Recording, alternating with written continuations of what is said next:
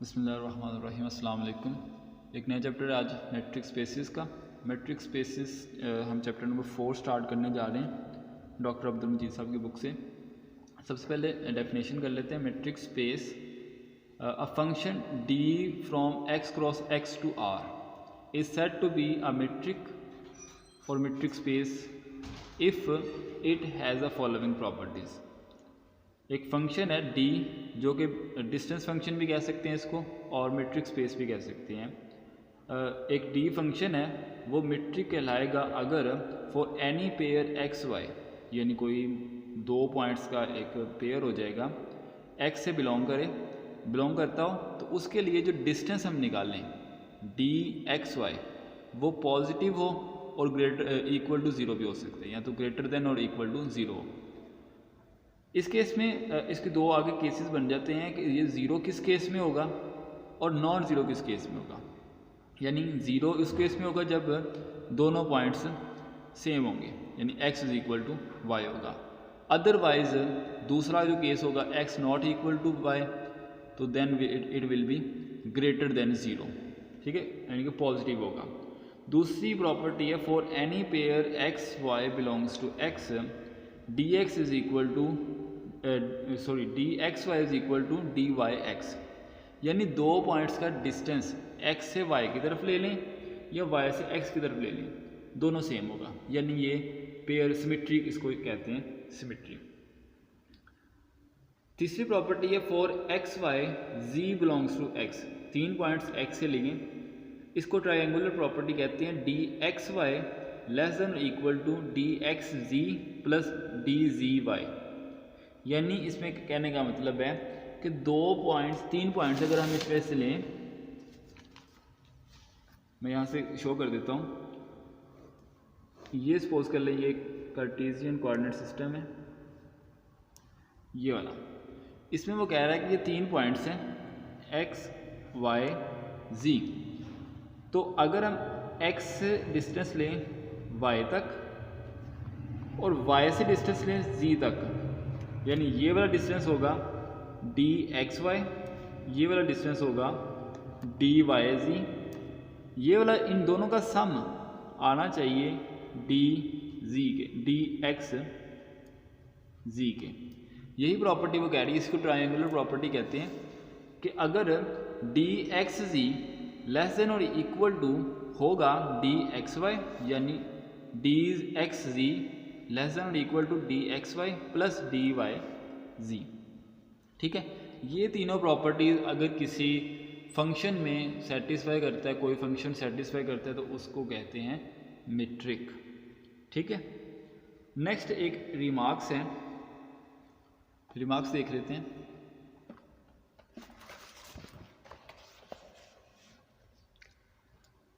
Remarks ये है कि for any D x Y is equal to zero if and only if X is equal to Y, यानी ये हमें पता है, हमने प्रॉपर्टी में देखा कि X Y D x Y equal to zero होगा अगर दोनों जो पॉइंट्स हैं वो सेम हो।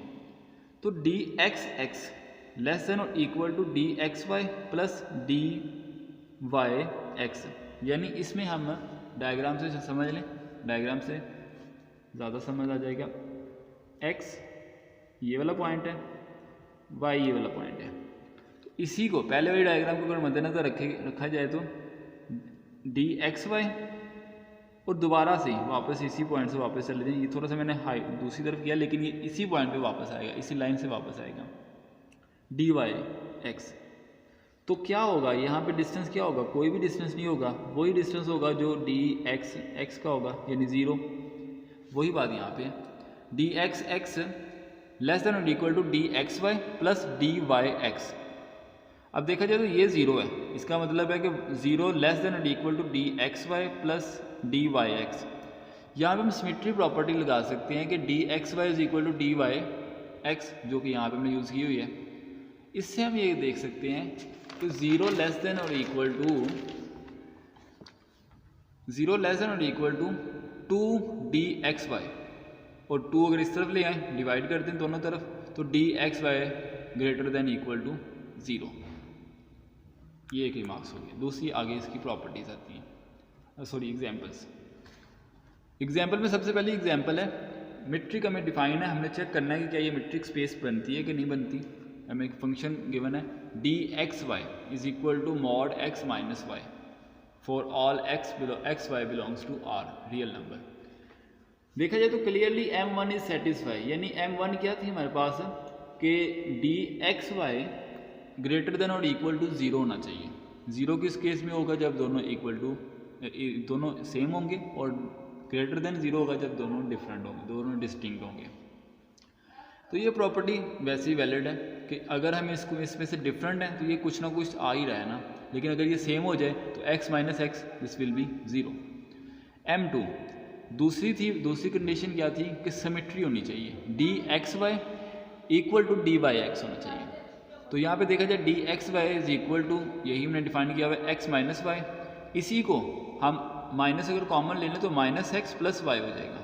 और मॉड ये प्रॉपर्टी, मॉड की प्रॉपर्टी होती है कि अगर उसके अंदर माइनस कोई फंक्शन हो तो वो उस फंक्शन को प्लस कर देते हैं, तो वाई एक्स आ जाएगा, मॉड वाई माइनस एक्स। अब ये मॉड वाई माइनस एक्स तो डी वाई एक्स हो गया, इसका मतलब है कि D x Y is equal to D Y x हो गया। थर्ड प्रॉपर्टी है, थर्ड प्रॉपर्टी में 3 पॉइंट्स लेने, x Y ji belongs to R, d x z less than और equal to D x Y plus D y z, ये हमने prove करना है। हम क्या करते हैं, हम डी एक्स वाई लेते हैं जो कि हमें गिवन है, इसी को हमने चेक करना है, एक्स माइनस वाई, इसमें एक पॉइंट इंट्रोड्यूस करवा देते हैं माइनस जी प्लस जी, यानी जी को इंट्रोड्यूस करवाया, उसको माइनस भी कर दिया प्लस भी कर दिया। अब पहले माइनस क्यों किया, पहले प्लस क्यों नहीं किया, उसकी रीज़न ये है कि हम x माइनस वाई वाला बना रहे हैं ना, हमें मिट्टी किस तरह की है, तो इसलिए हमने x माइनस समथिंग लिखा ताकि दूसरा भी उसी तरह का बन जाए z माइनस समथिंग। ठीक है, तो x minus Z plus z minus Y. अब इसमें मॉड की प्रॉपर्टी होती है, अगर मॉड पूरे एक पॉइंट्स में या किसी समीशन पे लगा हुआ है, अगर हम उसको खोल के लिखेंगे तो वो ग्रेटर देन हो जाएगा। ठीक है, इस पे मॉड की प्रॉपर्टी लगा दी, ग्रेटर देन और equal to x minus Z plus Z minus Y. अब x माइनस जी, इसी में अगर देखा जाए तो y की जगह पे z आया हुआ है, तो फंक्शन तो बेसिकली फिर यही हो गया, तो इसकी जगह पे हम लिख सकते हैं डी एक्स जी और यहाँ पे डी जी वाई, जो कि हमने प्रूव करना था। इसका मतलब है कि ये जो मीट्रिक है जो डी एक्स वाई, ये मीट्रिक स्पेस होगी। Thus, the pair RD is metric space called real line and D is called usual metric on R। ठीक है, ये metric space है on real line। उसके बाद next example है, let Rn be the set of all real n tuples। यानी अब n tuples सबसे पहले हम देख लेते हैं। हमने शुरू में पढ़ी हुई हैं चीज़ें सारी, ये वाली चीज़ पढ़ी होगी x इज इक्वल टू ये चीज़ वेक्टर, ये हमने वेक्टर पढ़ा होगा। इसको बाज़ औक़ात हम इस तरह भी लिख देते हैं x y z। ठीक है, तो ये एक वेक्टर है r, पोजीशन वेक्टर हमने एक लिखा हुआ है। इस केस में अगर ये 3D है, ये 3D है, अगर इसी को अगर ND में लिखना हो, n कोई कोई नंबर हो सकता है नेचुरल नंबर, तो उस केस में फिर ये इस तरह का बन जाएगा x, x1, x2, x3, x4 and Son xn तक। इस तरह y भी एक पॉइंट है, y भी एक वेक्टर है ND में। ठीक है, R एक सेट है जिसमें तमाम इस तरह के n टपल्स मौजूद हैं। ठीक है, इन R। अब इसमें हमने मीट्रिक डिफाइन की है, मीट्रिक की खुद गिवन होगी, इसमें हमने एक मीट्रिक डिफाइन कर दी, d not x Y is equal to supremum of x i minus y i, और आई जो होगा वो 1 से n। ठीक है, यानी कि इसमें से कोई भी एक हमने n डबल में से उठाया है और उन दोनों का सुप्रीमम लेना है।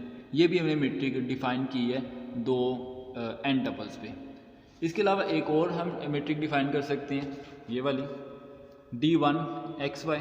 ठीक है, तो वो क्या होगा, वो समीशन होगा xi माइनस yi। ठीक है, मॉड के साथ i1 to n। इस तरह थर्ड हमने मीट्रिक डिफाइन की है under root summation i1 to n xi minus yi whole square. These are examples of metrics. ठीक है, हम इसमें प्रॉपर्टीज़ ये लगा के, जो हमने 3 प्रॉपर्टीज़ देखी हुई है M1 M2 M3 जिनको नेम दिया है, वो लगा के हम चेक कर सकते हैं कि क्या ये जो मैट्रिक हमने डिफाइन किया क्या ये मैट्रिक स्पेस बना रही है कि नहीं बना रही।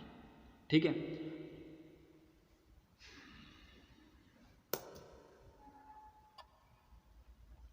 वेरी इंपॉर्टेंट कॉन्सेप्ट है डिस्क्रीट मैट्रिक स्पेस का। तो डिस्क्रीट मैट्रिक स्पेस देख लेते हैं कि D एक फंक्शन है from x cross x to R positive, और इस पे जो मैट्रिक होगी वो इस तरह डिफाइन होगी D x Y is equal to 0 if x is equal to Y and 1 if x does not equal to Y. यानी अगर दोनों पॉइंट्स डिफरेंट होंगे तो इसका आंसर 1 होगा, और अगर इन दोनों सेम होंगे दोनों पॉइंट्स तो इनका आंसर 0 होगा। थर्ड कोई पॉसिबिलिटीज़ नहीं है। ठीक है, इसमें हम देख सकते हैं ये मैट्रिक स्पेस बनाती होगी, इसको भी हम देख सकते हैं M1 और M2 क्लियरली सेटिस्फाई। देखा जाए तो हम यहाँ से देख सकते हैं कि अगर इन दोनों में आंसर सेम हो तो वो 0 होगा। ठीक है, जो कि हमने पहली प्रॉपर्टी है, और अगर ये डिफरेंट होगा तो 1 होगा, जो कि पहली प्रॉपर्टी सेटिस्फाई कर गई। ठीक है, और सिमेट्री यहाँ पे डिफाइन है, अगर एक्स वाई की जगह पे वाई एक्स कर दें तब भी यही कंडीशन, अगर इसको उल्टा कर देंगे तब भी आंसर सेम होंगे। इसका मतलब है कि D x Y is equal to D Y x हो जाएगा। ठीक है, तो दोनों पहली प्रॉपर्टीज़ तो क्लियरली वैसे ही सेटिस्फाई कर रही हैं। थर्ड प्रॉपर्टी हम देख लेते हैं, triangular property. D x z less than और equal to D x Y plus D y z. हम यहाँ पे 3 कंडीशंस लगा सकते हैं, 3 डिफरेंट यानी पॉसिबिलिटी लगा सकती हैं कि तीनों डिस्टिंक्ट पॉइंट्स होंगे, कोई 2 पॉइंट सेम होंगे, या तीनों पॉइंट सेम होंगे। तो उसमें हम देखेंगे when X Y ji belongs to X are disjoint. अगर तीनों डिसजॉइंट है तो देखा जाए तो ये इसके दोनों के इक्वल तो नहीं है, इसका मतलब है कि इसका आंसर भी 1 होगा, इसका आंसर भी 1 होगा और इसका आंसर भी 1 होगा। 1 लेस देन इक्वल टू 2 जो कि ट्रू है। यानी इसका मतलब ये हुआ, लेस देन और इक्वल टू का मतलब मैं यहाँ से समझा देता हूँ आपको। लेस देन और इक्वल टू 2 का मतलब है कि 1 इक्वल टू 2 और 1 लेस देन 2, इन दोनों में से कोई एक कंडीशन सेटिस्फाई कर दे या कोई दोनों ही कंडीशन सेटिस्फाई कर दें तब भी इसका मतलब वैलिड हो जाता है। तो अब देखा जाए तो ये वाली कंडीशन तो सेटिस्फाई कर रही है, बेशक ये तो नहीं कर रही लेकिन ये वाली तो कर रही है, इसका मतलब है कि ये ट्रू हो गया। ठीक है, नेक्स्ट हम देखें दस M3 is also satisfy, hence D x Y is a metric and D X cross X dot D is a metric space. इसको डिस्क्रीट मैट्रिक स्पेस भी कहते हैं।